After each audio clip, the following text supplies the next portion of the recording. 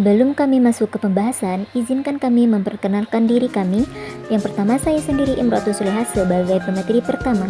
Kemudian Fethi Umami sebagai pemateri kedua, dan selanjutnya Syarifuddin sebagai pemateri ketiga, dan Vicky Wahyudi sebagai pemateri keempat.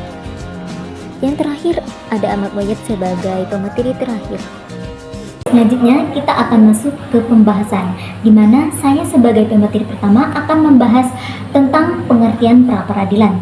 Pra-peradilan adalah wewenang pengadilan negeri untuk memeriksa dan memutus menurut cara yang diatur dalam undang-undang.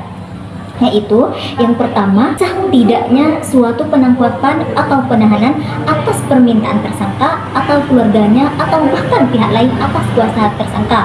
Jadi maksudnya proses penangkapan ini dan penahanan itu harus dilakukan berdasarkan hukum yang berlaku.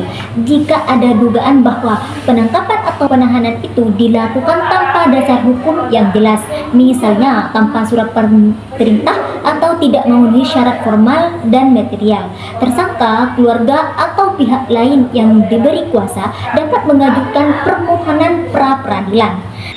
Yang kedua yaitu sah atau tidaknya penghentian penyidikan atau penghentian penuntutan atas permintaan demi tegaknya hukum dan keadilan. Jadi, jika penyidikan atau penuntutan itu dihentikan oleh penyidik atau penuntut umum tanpa alasan yang sah, maka pihak yang berkepentingan dapat meminta pengadilan menilai keabsahannya dengan mengajukan pra-peradilan. Kemudian yang ketiga yaitu permintaan ganti rugi atau rehabilitas oleh tersangka atau keluarganya, pihaknya, atau kuasanya yang perkaranya tidak diajukan ke pengadilan.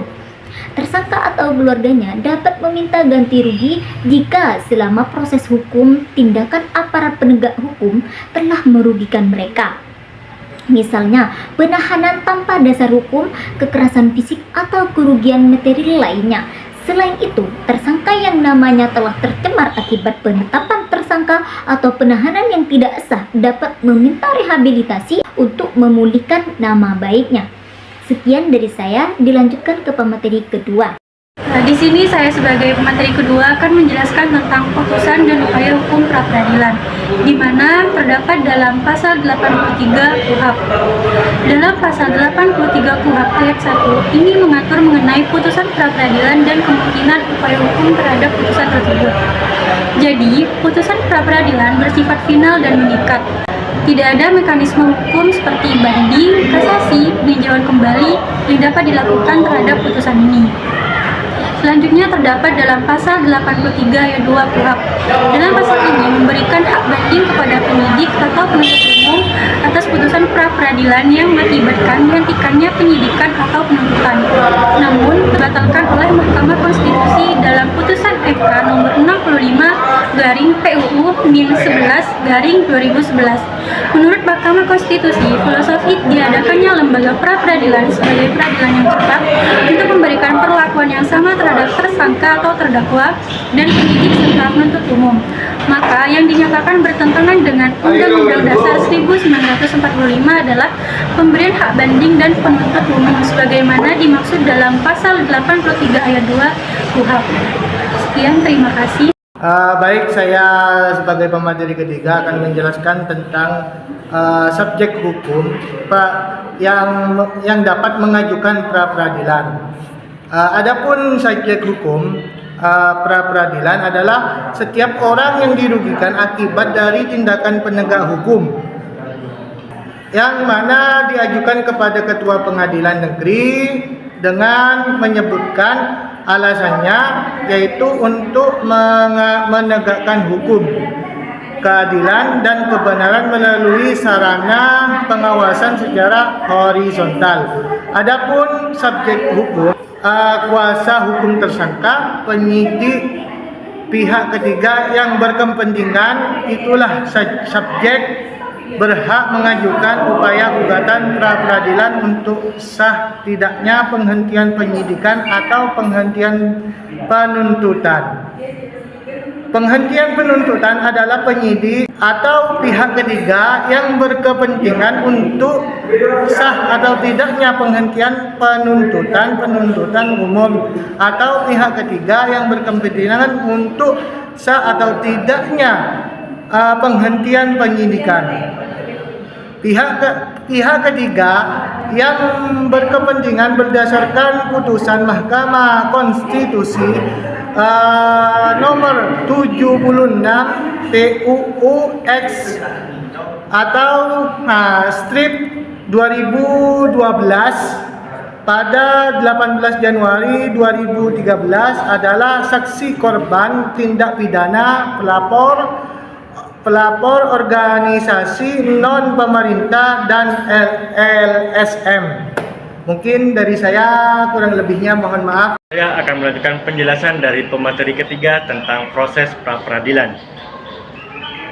Pra-peradilan merupakan mekanisme yang memberikan perlindungan hukum kepada tersangka terhadap potensi tindakan sewenang-wenangan oleh aparat penegak hukum yang dijelaskan dalam pasal 82 ayat 1 KUHP, yaitu pengajuan permohonan pra-peradilan.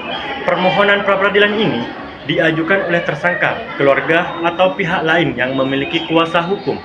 Namun permohonan ini harus memenuhi syarat administratif dan materi seperti dokumen pendukung tentang tindakan yang dianggap melanggar hukum, penangkapan, penahanan, dan penyitaan atau pemberhentian, penunjukan hakim dan panitera setelah permohonan diajukan, dan diregistrasi.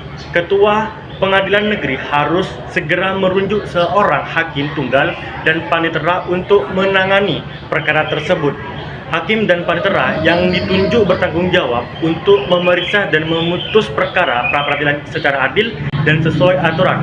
Kemudian, penetapan hasil sidang dalam pasal 82 ayat 1 huruf A, hakim ditunjuk wajib menetapkan hari sidang waktu 3 hari setelah permohonan registrasi di pengadilan. Proses ini bertujuan untuk memberikan jaminan bahwa pra-peradilan dilaksanakan dengan cepat dan tidak berlarut-larut. Pemeriksaan perkara pra-peradilan, waktu pemeriksaan. Proses pemeriksaan pra-peradilan harus selesai dalam waktu selambat-lambatnya 7 hari, terhitung sejak pemeriksaan pertama dimulai. Pemeriksaan melibatkan permohonan atau tersangka, kuasa hukum, atau keluarga. Termohon, biasanya kepolisian, jaksa, atau pihak lain yang dianggap melanggar hukum. Bukti-bukti yang diajukan oleh kedua belah pihak seperti dokumen penangkapan, penahanan, atau penghentian perkara. Ketentuan gugurnya permohonan pra-peradilan di mana dalam pasal 82 ayat 1 huruf D, permohonan gugur ini, permohonan pra-peradilan akan otomatis gugur jika perkara pokok sudah mulai disidangkan di pengadilan negeri. Makna hal ini untuk menghindari tumpang tindih antara pemeriksaan pra-peradilan dan proses perkara pokok. Mungkin hanya itu, selanjutnya pemateri selanjutnya. Langsung saja, saya selaku materi terakhir akan menjelaskan tentang dasar hukum pra-peradilan. Di mana dasar hukum pra-peradilan ini menjelaskan landasan yuridis terkait mekanisme pra-peradilan di Indonesia. Berikut beberapa dasar hukum dari pra-peradilan. Yang pertama terdapat dalam buku nomor 8 tahun 1981 tentang KUHP, yang mana terdapat dalam pasal 77 sampai 83. Yang selanjutnya, pasal-pasal ini mengatur cakupan pihak berwenang, prosedur, hingga pihak-pihak terkait pra-peradilan.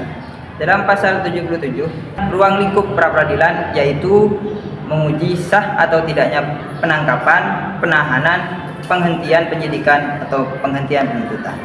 Kemudian dalam pasal 78 sampai 83 mengatur tata cara pengajuan pra-peradilan, pelaksanaannya, dan siapa saja yang berhak mengajukan.